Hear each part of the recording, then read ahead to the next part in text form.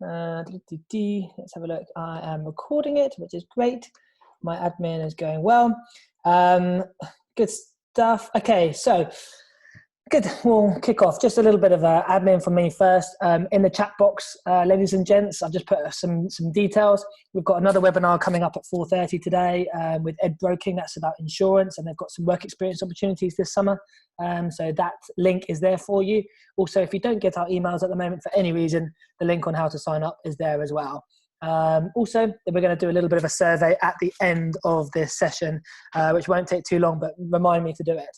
So welcome to another webinar session. Of course, it's Easter holidays, so it's great that you guys are on board and engaged with this webinar. Today, we're looking at careers in a news organisation, specifically the Financial Times. And we've got Jackie Dobson here with us, who we'll introduce in a second.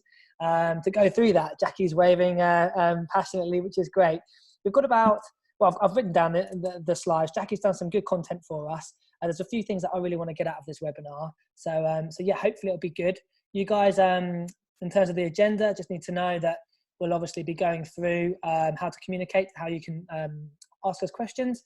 Then we'll go through introductions and the main content. The key thing for me, I think, is if you've got a really burning question, put your hand up and then I'll let you speak and I'll unmute you. It's always a bit better if you're asking questions rather than typing them. But if you're not confident enough to speak, no problem at all. Just type the question in the Q&A box, which is just here. The Q&A box is the one I'm going to be using for making sure that I'm linking back to the webinar and making sure that I'm asking those questions. If there's anything else you want to be typing or telling us, use the chat box, but try and keep questions to the Q&A box or raising your hand and I'll let you speak. So you know who I am, obviously Chris from Pathway CTM. And Jackie then, it'd be great just to have a little bit of an introduction from you initially. I know we're going to go into more detail about your job and the diversity and inclusion part, but a little bit of an intro from you would be fantastic, please, Jackie. Sure thing. Thanks for asking me along, Chris. It's a real pleasure to be here chatting to your young people. So my name's Jackie Dobson and I'm a diversity and inclusion partner over at the Financial Times. I've been in this organisation for 10 years. Coming up for 11, but 10 years at the moment. And I haven't always done this job. I've had quite a few different kind of roles and throughout my life. And to be honest, I didn't actually know that I was ever going to work in a media organisation. I didn't wake up at the age of 13 and think, right, I know what I'm going to do. I want to work at the Financial Times. So I had a bit of a shaky time at school. I didn't do great. Talk us through that, Jackie. Yeah, give us the detail, because students on this webinar will be probably between 16 and 19 going through that shaky time at the moment.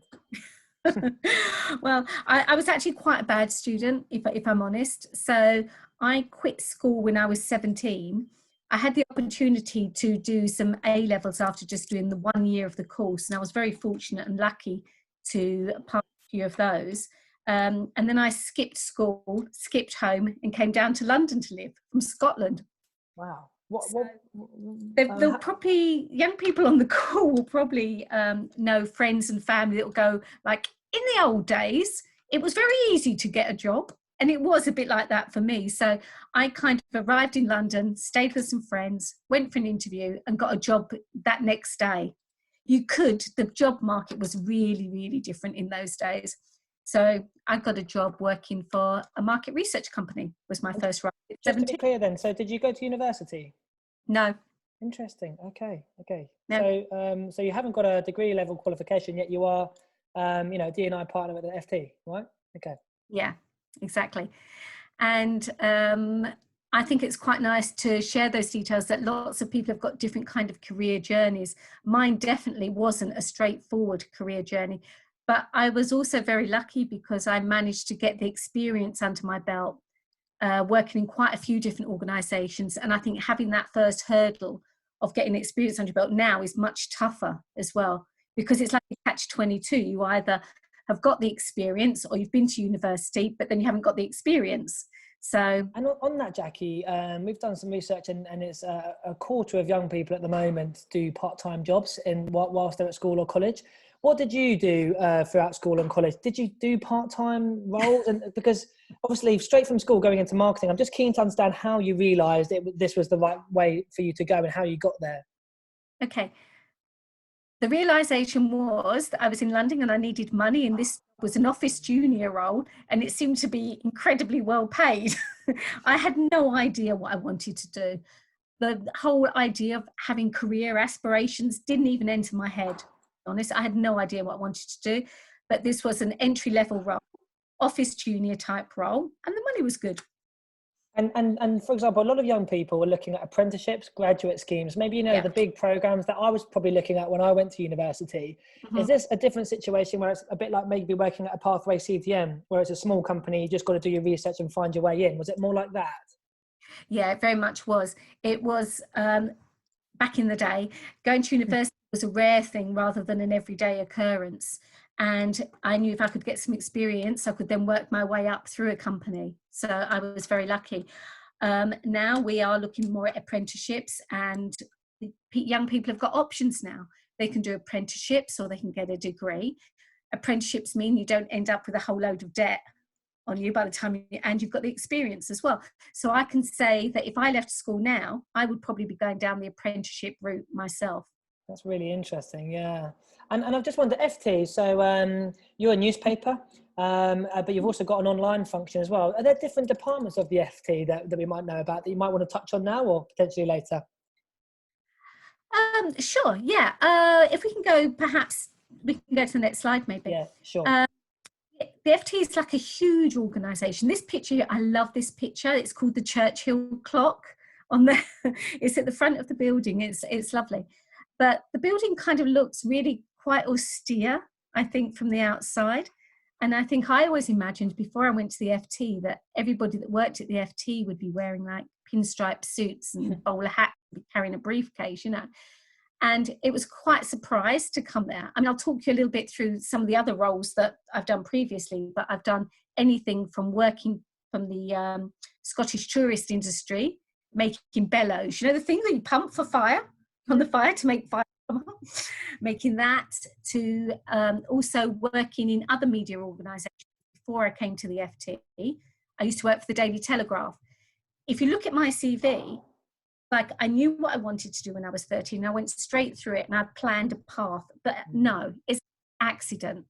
It's not planned at all. It was just, instead of a straight line, it's kind of a meandering pathway.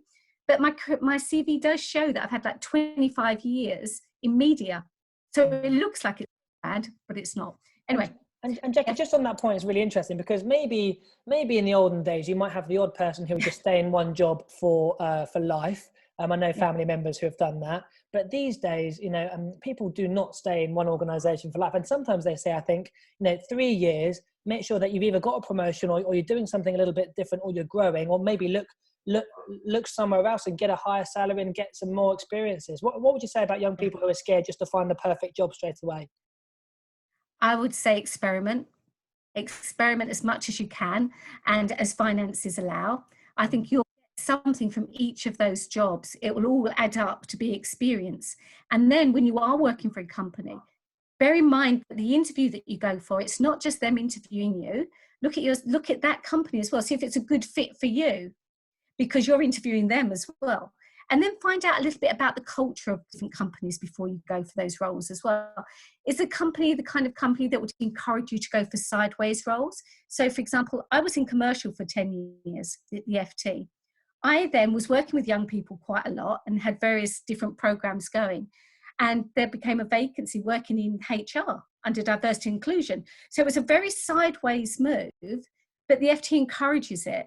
Their culture is encourage you and try not to lose talent. Not saying I'm talented, but try not to lose their good people. So you interview different companies and don't be scared to experiment. If you don't like a company, there's no point staying there for 25 years. Yeah, and also really interesting.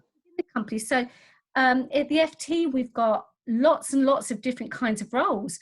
I've just given you two, the diversity and inclusion and also the commercial team.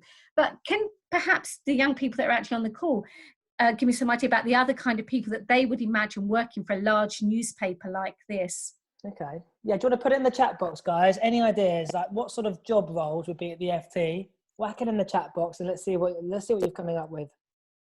And just while we're waiting for that, Jackie, Bracken House then. So there's a lot of history to where your office is, isn't that right? Yeah, Bracken House has got a lot of history with the FT. we used to work here maybe 30 years ago. And a little while ago, about 3 years ago, when we were living at our other home, which was at Southwark Bridge, we were actually bought by Nikkei. And Nikkei have rented this building for us, but it's where we used to be. So it was like coming home. Right, okay. Gutted inside. It's quite sort of fancy pants now. Nice, I can imagine. So we've got a few things coming through here. We've got journalists. Jackie, I don't know if you want to confirm or deny. PR people, reporters, and article writers. Yeah, that's all very true. And most people think that those are the mainstay of the people that work at the FT. And in fact, we have got journalists, we have got people that are economy experts, we have got editorial stuff, we have all that. But in a company as large as Bracken House, we have like 1,400 people working in Bracken House. They're not all editorial. Some are, but it's a smaller proportion of them. If we have a look at the next slide, we can see the kind of jobs that we would be. And I just want to ask one more question on this, actually, if I can. We've got financial experts from Sanya, economists, writers, journalists, graphics and design teams. Guys, I'm not sure if it'll be on the next slide, but imagine a big organization. Imagine your working hours. There's one more answer here. You come in during the working hours, you come out during the working hours. Who do you see when you come in straight away? Let's say it's midnight and there's this big building there. Who do you think's working for the FT? They're not editorials. They're not potentially behind the desk. Does anyone have any ideas? It's just about thinking a little bit more wide about what type of roles could be in a company. Let's see if anyone's going to nail it. Security workers. We got it. Rashil, well done. Receptionist. Yes, Okay, good stuff. Let's click on to the next page. Jackie. Sure. So I think actually you've got we've got everybody thinking a little bit more outside the box, because a company isn't just made up of editorial people or journalists. There's a whole support structure that goes into it. I think somebody actually said design, didn't they? And that's really true. That's very well observed. So we have people in all of these areas. And in fact, all of these areas have actually got whole departments rather than just one or two people there. This is just a selection. It's a random few jobs that I actually put on the slide. But it shows you, even if you are interested in media, you can be interested in media but still want to be like an administrator or work on the pensions team, but you would still be within the media sector. Yeah, exactly. Saf there has just written. Thinking. Saf there has just written, oh my God, obviously didn't believe that all of these different types of roles are available. And taking this outside of the Financial Times now, Jackie, if I'm a young person, going through year 12, 13, year 11, how could I be using this learning of what we've just seen here into where I want to go in terms of where I want to go with my career and what company I'm looking at? What do you think? So, for example, if you decided that you wanted to work in security, for example, you don't need to just look at security companies. You wouldn't perhaps consider that you want to work at the Financial Times if you're into security. So it's just looking at large companies have all got all of these different areas as well. So just because you want to be an administrator doesn't mean to say you want to go for a company that just takes on that is just an administration company. Exactly. It's so funny. It's like BT. Yeah, BT is one of the companies we work with, and you just think, oh, telecoms, maybe the BT van, or at Sky, the Homer Simpson van that goes around. But goodness me, there's so many roles behind that. So it's so important, guys, that message, it's not just journalists. Look at all the different roles, and it's the same in most companies, right? It just depends, I guess, Jackie, what sector you're passionate about. Is that right? It's true. I just happen to be working in media and worked in advertising for a lot. I mean, but I could have been working in various, especially under diversity and inclusion. Most large companies now have got diversity and inclusion teams. So I could be working for any company. And that's what I want to get into now. Diversity and inclusion, what does it mean, and what does it mean to your role at the Financial Times? Okay. So when I started working for the Financial Times 10 years ago, I worked in commercial team, and I was the global head of advertising client services and the global head of data publishing. Data publishing was all the funds and the share prices all typed very small in the paper. But I had a third hat, and my third hat was that I was quite passionate about work experience programs. And I set up a work experience program working with young people that may not have considered working at the Financial Times. So I approached organisations such as the Prince's Trust, local schools and colleges, MenCap, the RNIB, young people who might have thought that the FT was just full of journalists and writers and that they wouldn't be welcome there, because I kind of thought it'd be a good idea to give people an opportunity to look behind the doors and see what was happening. And this all went very, very well. I didn't know it at the time, but apparently that's what diversity and inclusion is. Offering people from very different backgrounds an opportunity that they may not have considered taking otherwise. And my job is really great because I'm actually charged with all of the early careers, diversity and inclusion early careers. So I look after work experience programs. I look at every touch point that we have when we're engaging with young people.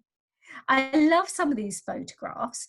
The photograph, it actually gives you a real idea of the different kind of things that we run. The photograph with all the newspapers spread out, that's a session on visualization. And if anybody loves chopping out pictures out of papers, this is what visualization is. It's about looking at your career, where you want to be in 5 years from now, and creating a mood board for it. That's where you want to be. And then you can use that as like a gauge and do a grow session to work out how you're going to get to your dream mood board place. We've got workshops, we have work experience placements, we have probably about 100 young people on work experience placements a year, and we do workshops probably about every month of up to 25 young people as well. So I'm there to make sure that we get a funnel of very diverse young people coming through the FT to join our early careers and who may consider having a role at the FT. And Jackie, why is that important to the Financial Times or any business? Why is diversity of thought an important thing? Okay, so diversity is really important. If you look about it in this area about knowledge, for example, the FT historically has really, really bright people working for them, people who went to Cambridge and Oxford, and their knowledge was like experts. So if you look at it, it's like a circle. They had this much condensed knowledge in that. It was great. However, if you ask them, give them a problem or ask them to solve it that comes outside that sphere of knowledge, it's quite tough because this is their area of knowledge. So what you need is people from very different backgrounds to be able to problem solve and come up with creative solutions. You can't have everybody exactly the same from the same background, or you don't make as much money.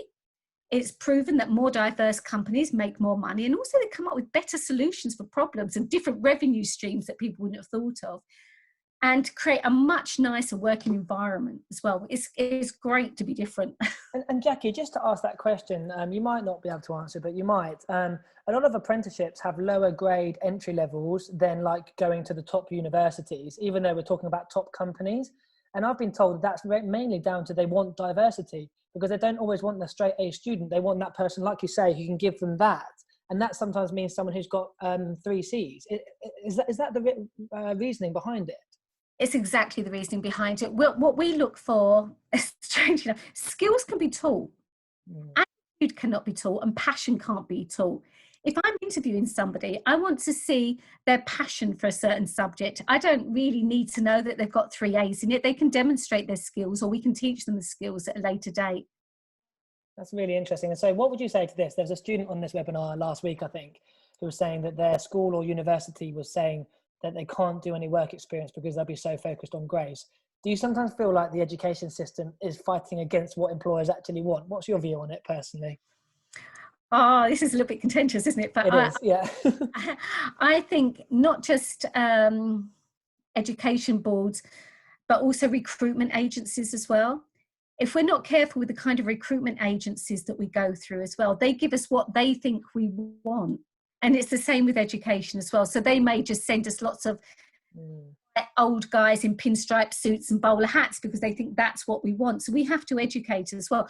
I think the education system has a lot of amazing, wonderful people working through it who are very talented, but it also does have some people who went straight from school into education and they followed a route that was a really good route for them, but that's the same route for everybody. We have some of our best entrepreneurial type characters at the FT never went to university. Yeah, it's interesting. And just to clarify again, thank you for explaining diversity and inclusion and why companies are doing it. I think that really helps. You've described it really well. I like what you're talking about in terms of that diversity of thought and improving a business. Whereas a lot of teachers or maybe students think, oh, apprenticeships are the easy option because they're not as hard to get into as employers, as universities, but that's not the way of thinking about it. On early careers, so what do you have at the FT? You've got work experience, which you've created and sounds amazing. You've got apprenticeships, which I think you say is starting to grow, and you've also got grad schemes. Could you just give us a bit of an overview on the entry points as well? Yeah, so on the entry points. Yeah, so graduate roles, apprenticeship roles, internships, how can I work at the FT? Right, okay. So with regards our programs, the grad scheme, I think there's 2 grad schemes. I think there's one in IT and I think there's one in journalism. Those are very much ring fenced by those departments as well. And the apprenticeships that there are at the moment that exist currently are quite limited. What we're trying to do is we're trying to release a whole brand new apprenticeship program. So watch this space.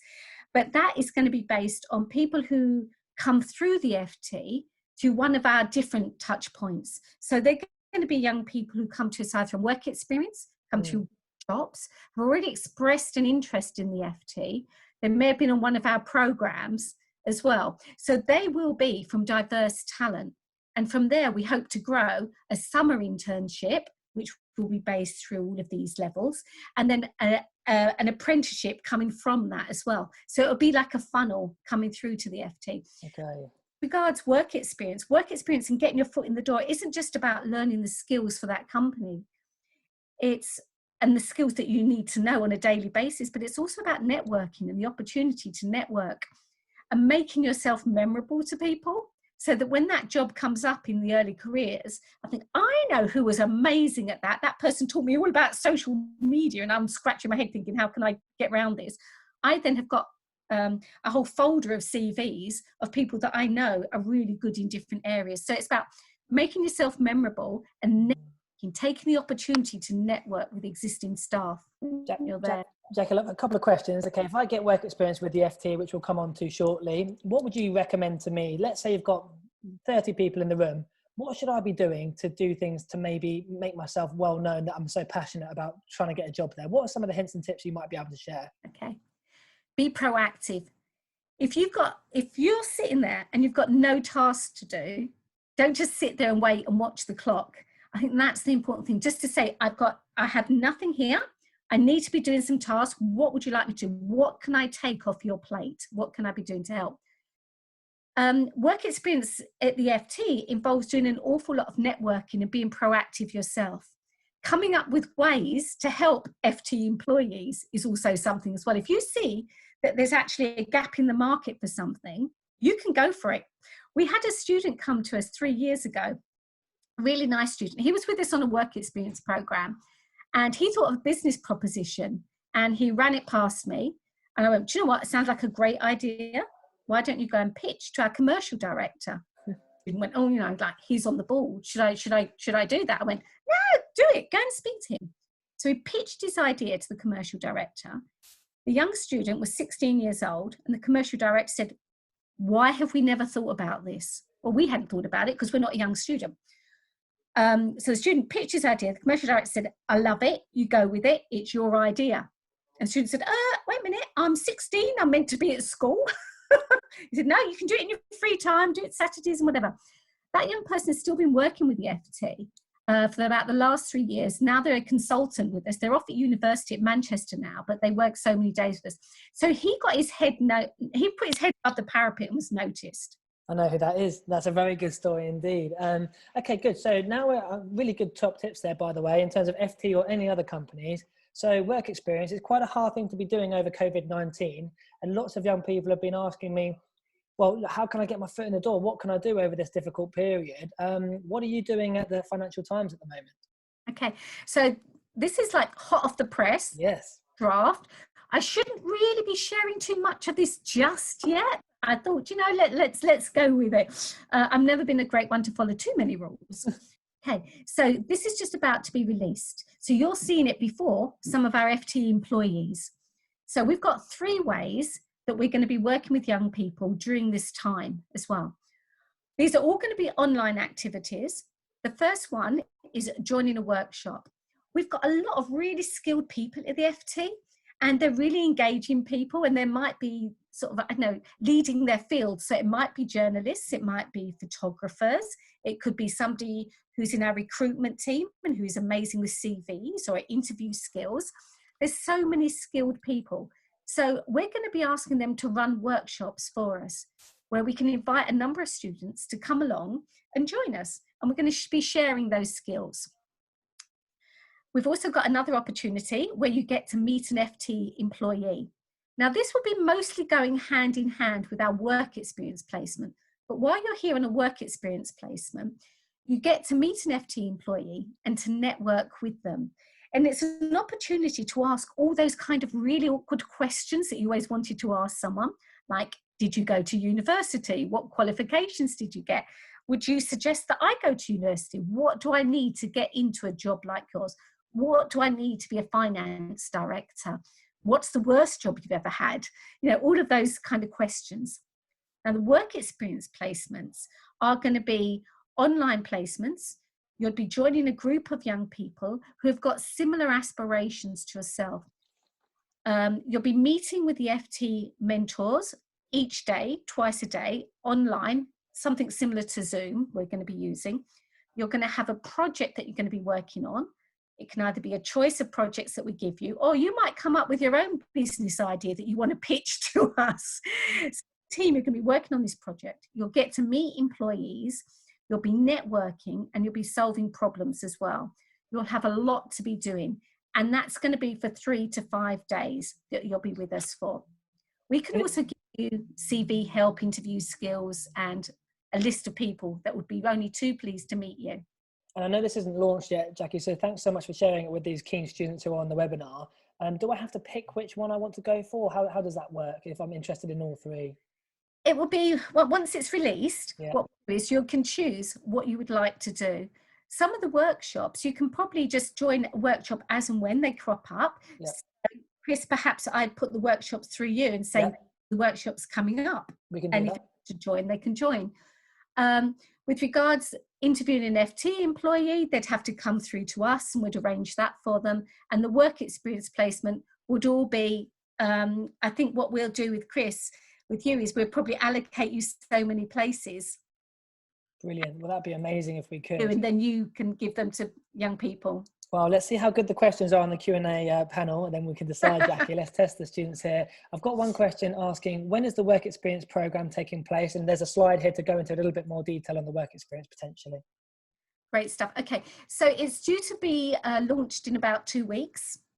So first of all, our HR team are going to be looking at it. And then we're going to be gathering volunteers, and it's going to be launched to FT wider so that we get lots of people in place ready to go. We have had an ordinary work experience placement going for a long time. So we've already got a lot of people that have bought into that. It's just going to be using their skills online. But for the first time ever, this is going to be global at the FT. So we have employees from all different offices around the world, Hong Kong, the Philippines, New York, that will all be participating in this as well. So would I be able to be on a placement with somebody from another country? Yeah. Wow. Wow. So it's a really good idea, because then people can swap notes and networking as well. So it's networking at the FT, but also with other young people as well. That's brilliant. What an opportunity. I just wonder actually, Jackie, we've done LinkedIn sessions before, CV sessions and covering letters. Yep. Are all of those things still appropriate to applying at the FT when the time does come? CVs, cover letters, not sure if you use them, and LinkedIn, is that important? All of those are really important. We tend to advertise quite a few of our roles on LinkedIn. Most of them go there. We have all of our roles also advertised on ft.com, and application is usually by a CV and covering letter. Fine. If it's got any accessibility requirements and can't use that process, we're more than happy to make other arrangements. We have goals in all areas of diversity and inclusion as well, from all different backgrounds as well, so disability being one of them. So we have goals. So for example, disability, we have a goal of 10%. And the same for our BAME area and all of our different areas of diversity. So we're actually really looking for people who are different to come to the FT. back into why diversity matters to the FT. I think that's a really good message. I just had a question there from Saf, and I'll come to you, Neem, in a second. And guys, do feel free to put your hands up now and speak and ask any questions. How do we do the placement online? I suppose, yeah, Saf's sort of thinking, how does that actually work? Say that again, so I didn't get the question. How do we do the work experience placement online and not turn up to the FT? How does it work? Yeah, if you get there, you won't get in. Security team will call a halt to that. What will happen is once you know that you've got a place, we do an induction on a Monday morning where everybody gets to meet each other. They have a good chat and a catch up, and I'll explain how we're going to proceed with this.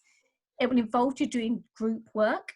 Now, we use Google Suites, and I don't know if a lot of you use Google, but we give you training on the first day on the induction, how to use the collaborative tools. So you'll be using slides that you can all access at the same time. You're going to be working collaborative on documents that everybody can access at the same time. And then also you're going to be hanging out with each other as well online a lot of the time. So it's all just going to be using sharing documents. And the FTs used to use these documents because we have a very flexible approach to working. So we won't have to train the FT employees, which is always good. They're kind of used to using these. Okay, that sounds good to me. Neem has asked, what kind of work do lawyers do at the FT? So what lawyers do is we have a legal team. Has anybody ever actually read the terms and conditions for things? Because I'm really bad. I just tick on that box for terms and conditions. But there is a whole legal team that have to write things like terms and conditions. So, for example, our advertisers, when they agree to advertise with us, they have to tick the terms and conditions that they agree with them before they can advertise. So terms and conditions and contracts as well. And I guess that's the same thing there, isn't it? I mean, if I wanted to go, oh, here we go. Saf has just asked, what do management do, or managers? How could you be a manager at the FT? So, for the first time in probably about 21 years, I'm not a manager. I don't manage anybody. Beforehand, I used to manage a team of people within commercials. So it was salespeople. I've managed administrators. I've managed various types of people. When you're a manager, you have to, first of all, I always think it's best if you know the job inside out and know what it makes. But your job isn't there to do the day-to-day job. What your job as a manager to do is to make sure that all of your team are motivated, that everybody's okay, and that everybody's doing as much as they can do.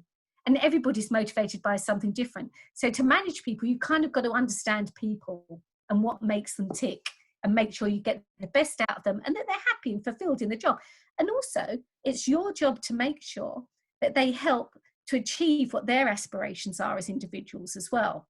So they get to move sideways, or they can do the courses or the training for whatever they want to do. It's a good answer. Thanks, Jackie. And Jackie, remind me, how many years have you been in media as a whole? Media as a whole, 25 years. I've worked. And how many years at the FT was it? It was 10 years at the FT and 25 years in media and 10 years in a charity. Okay, I just wonder, how does it, is it exciting working in a newspaper company where like the print's going on? I mean, I don't know, how does it differ to maybe working at, I don't know, a technology company? I actually really I mean, I love the print. I used to be based at Printing Press at Westbury Printers, and it used to print something like 74 different titles a night. And you had the smell of the print and the printing presses going, and you had the deadlines, and people are like stopping the presses and stuff. That all sounds really, really exciting. It's not like that actually at the FT. Nobody ever shouts out, stop the front page right now, because there's something really important happening. Because we've got ft.com, the paper is more like an analysis, an in-depth analysis about what happened the day beforehand. But because we've got online version, that can be updated 24 hours a day. It's still an exciting environment, and we're all used to working to deadlines, and we always have like a quick turnaround for things as well. But it's not stop the press. No, I understand. I've got a question here. Would we be able to access work experience in a particular department, which we get to choose in brackets, or learn more generally about what it is like to work there in a variety of different departments? Yeah. Okay. So this is where the thing about the work experience program is. What we do is on your first day, on your induction, we find out what your aspirations are. So say, for example, your aspiration was to work in a marketing team and find out, or maybe an events team to find out what you have to do to put an event together from beginning to end. We've got such a big organisation of people working in all different areas. We will network you with that person and line you up with some tasks. And so you get first-hand experience about what that role actually entails, and you can network with people who are already in that job, which is always a good idea. Okay, good stuff. Sorry, I just threw the poll up there. Guys, you should hopefully see the FT poll. Just there's 2 questions there for you, and that will just help us understand a little bit more about those 2 questions. Guys, please do put your hand up if you do want to say a question, because I'm sick of me asking all the questions. I want to hear your voices as well as Jackie's. Lena, if I've pronounced that right, or Lina, is the cover letter for the work experience scheme any different to the cover letter needed to applying for the job? No, basically a cover letter is a way of selling yourself. And I'm the world's worst. I hate selling myself. I always get like a little bit abashed. But check out some good covering letters. If you're worried about what to put, you can always Google them. And plagiarism is a great thing. Just check out other people's letters and what they write. But adapt it so that your personality still shines through. It's your personality that I'll be looking for. Interesting. Okay. And will you be asking for a cover letter for the work experience? Not the virtual, I guess. You won't be asking for a cover letter for that. I think, Chris, for other organisations, I might ask for certain things, but for yourself, this is going to be up to Chris to decide. Great. There we go. Well, brilliant. Well, stay till the end of the webinar and we're going to find out. Thanks so much for that exclusive, Jackie. You're hearing it here first. You're welcome. Sophie Shaw, good question. To what extent has COVID-19 impacted your daily responsibilities? Great question. Oh, sorry, Jackie. I think the Wi-Fi just went it's there. great because I spend... Sorry, Jackie, the Wi-Fi just went. If you could start that again, sorry. Yeah. Sure. So everybody at the FT is working from home. My students that I had 6 students in at the time on a work experience placement, and a couple of workshops lined up. Everything has had to be postponed. So now this is why it's so nice to come here today, because I'm used to spending all my time with students, and that's where I get my energy from. And I love spending time with students, their ideas. They come up with the best ideas. So for me, this is why we've now created an online version so that we can push forward and also get something great coming out of this. We've been trying to make a global program for a long time. And now this has actually pushed us, so we have to create this globally. So that is one of the benefits of this. And so what I've been doing is sat in front of my computer a lot more than I usually am. Normally I'm doing workshops, spending time with students, doing sessions with them. But now I've had to do a lot of planning and a lot of presentations instead. And just from me, actually, Jackie, before we come to one more question, what's the support and maybe your advice on mental health? I mean, I know I've been at my home, working on the phone all the time, webinars. It's difficult and it's different, isn't it? What's your view on maybe the support that you get at the FT, or your view on it yourself and how you're dealing with it? Yeah, one of our, we have some employee network groups, and one of them is the mental health group, which are really good. I'm also a mental health first aider. So people will call up and have a chat with me as well, and call sort of 24/7 as mental health first aiders as well. I would say some advice for when you're working from home. Don't do back-to-back meetings online, because it's actually more tiring doing Hangouts or Zoom than it is face-to-face. So make sure you diarise time as well. Make sure you get out and get some fresh air. And take more breaks than you would normally do. Go and have a cup of tea. And it's a good thing to go and have a chat with family members, or have a chat on the phone, or play a silly game. Just make sure. I think it's very easy at the moment. I think there's also going to be some major repercussions after this is all over. I think people are a little bit in shock still, but I think there's going to be quite a few prolonged effects of this. But it's taking care of your health right now. Sleep is really, really important. Try to get to good sleep hygiene. Turn off all electrical stuff in the room beforehand. Read a book before you go to sleep. Try not to watch too much TV today, and try not to watch too much news during the day.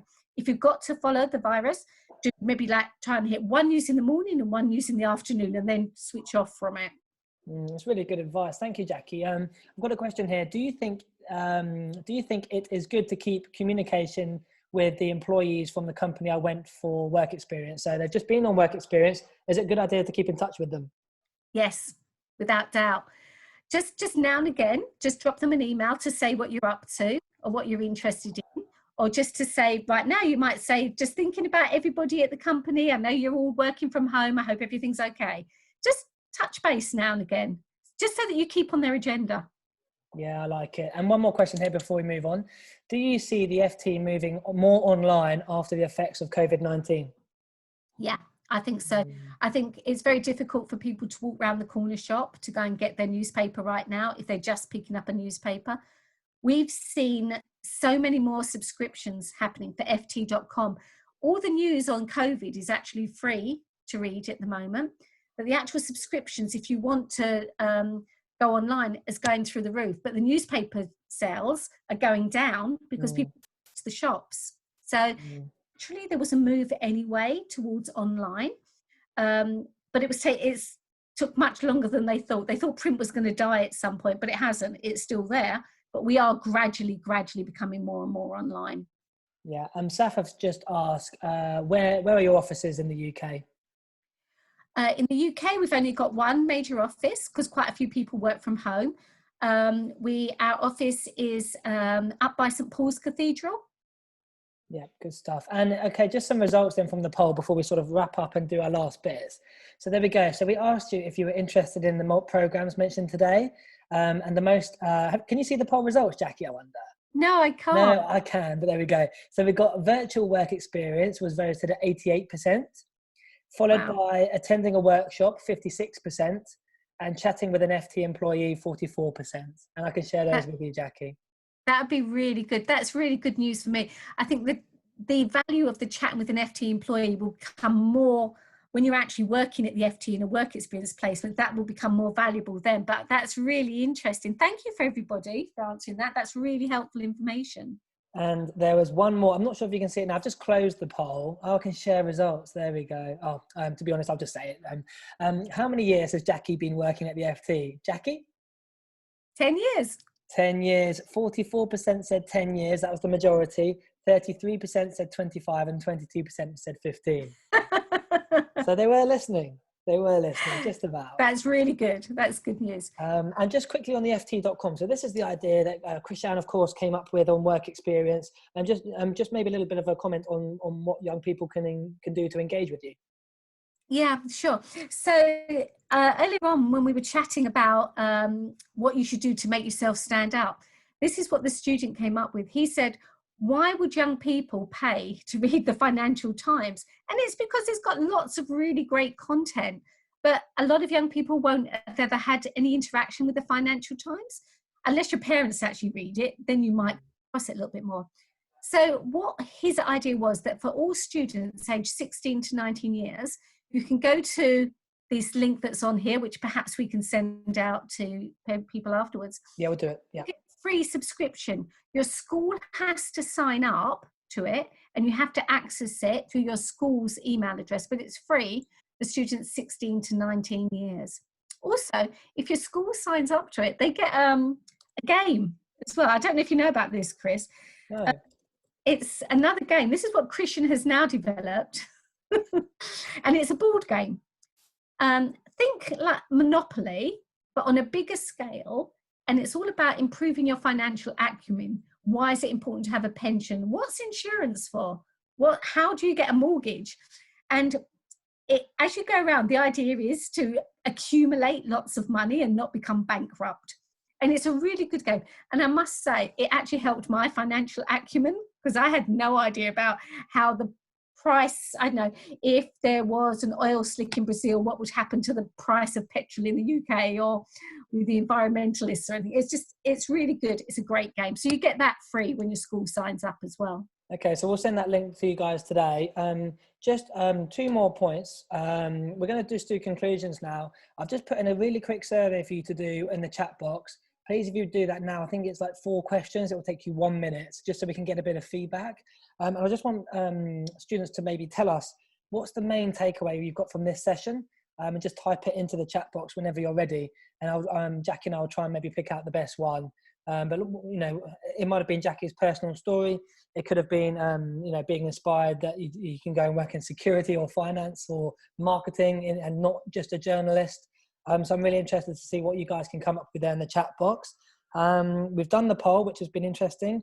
We'll do the conclusions. I've already sent you the survey link there, which you must do, please, if you are interested in pursuing the opportunities with the FT, just so we can understand a bit more about how you found the webinar. And then from then on, when I just get a few things in this chat box, I'll then tell you how to follow up with us, if that's okay.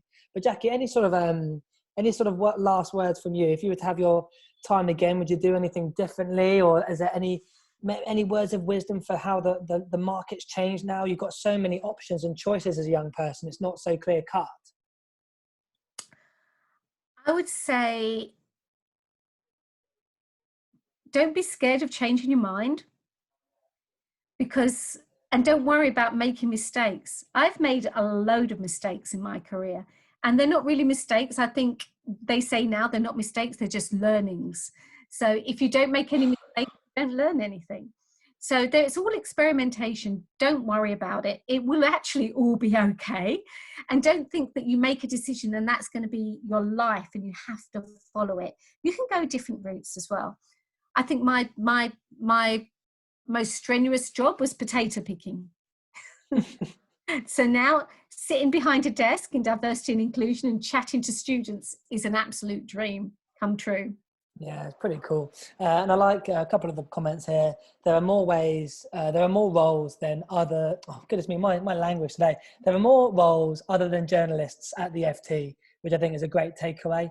The fact that not all of the roles within a news organisation are news related. So there we go. That's great. Emine has just asked, do I have to sign up for the FT news or the school has to sign up first? The school has to sign up. So you can bug your teachers by sending them that link and saying, we need to sign up to this. They've got a great hub and it's got lots of youth news in it, but you have to sign up to go to it. Fine, okay. And we can help you guys put pressure on your teachers to do that. Amina has said, I learned not to focus solely on one part of the FT, which is great. For example, journalists, but do a deeper research into the different sectors to find something I truly identify with. Well, that's brilliant, isn't it? That's really good. For any company that you're interested in working with, check out their About Us page, and you'll find out much more about them. And look for the kind of photographs they're showing there as well. Brilliant. And Saf's asked one more here. If someone was to study management, but they are not specialised in any area, what would Jackie suggest to that person? Tough one. It is kind of tough, but if you want to be a manager, you have to get some experience under your belt and you have to learn about people, first of all, as well. I didn't actually know I wanted to be a manager, but I had lots of practice on my two younger brothers when I was little. And so I actually was a little bit bossy and quite a good manager around psychology. And those are transferable skills. So practice on your siblings, but then try and understand a little bit about people and what motivates them. And you can't be a manager without having learned the department that you're going to be in as well. So yeah, find out what you want to do first of all, and then management will come secondary. Yeah, it's good advice. Reshma, really good from you. My biggest takeaway is that any company can offer a range of jobs that can appeal to me. So I do not need to limit myself to only companies in certain fields. Perfect. Great stuff. That's really good. That's what we want. Do you have finance and accountancy departments? Yes, we do. Absolutely. Guys, and just in terms of next steps, so I've sent you the survey. Please make sure that happens. We've got another session due, which we're going to arrange with Jackie and potentially somebody else next week at 2:00. And then tomorrow we've got an apprenticeship masterclass who's being run by the co-op, Danny Matthews. He knows everything there is to know about different apprenticeships and the different levels and how to get a degree level apprenticeships. So that'll be really good tomorrow at 2:00. Sign up for that on our Eventbrite page. This afternoon at 4:30, we've got another one with insurance company Ed Broking. Ellie is running that, if you prefer Ellie to me, probably. And if you go on that webinar, then you basically, you've got a good chance, just like this, of getting onto their work experience program this summer as well. If you are interested in the work experience mentioned and the 3 different types of opportunities at the FT, do this now. Email into student@pathwayctm.com. Say that you're on the webinar all the way till the end, which matters a lot, by the way, staying till the end, and that you're interested in depending which one. And let me remind you of the options, which one you're really interested in. So we've got the 3 different options there. You've got joining a workshop, meeting an FT employee, or the work experience placement. If I'm more interested in all 3, Jackie, what should I write in that email to us? All 3. Yeah, okay, great. And then it's up to us to really decide and work with you of how we make that work. Once we see the numbers, we can work out the finer details. Great. Great. And finally, Saf there has said, hopefully that's okay, guys, and you've got the student at email. Saf has said, my biggest takeaway was learning about the transferable skills, which I think is fantastic. Brilliant. Well, I think that brings the session to a close. Jackie, thanks so much for your time. It's been really insightful and really good to hear your personal story and advice. So thank you very much indeed. Very welcome. Thank you very much for having me. Thank you. Bye-bye. See you next week. Bye-bye. Bye-bye, everyone.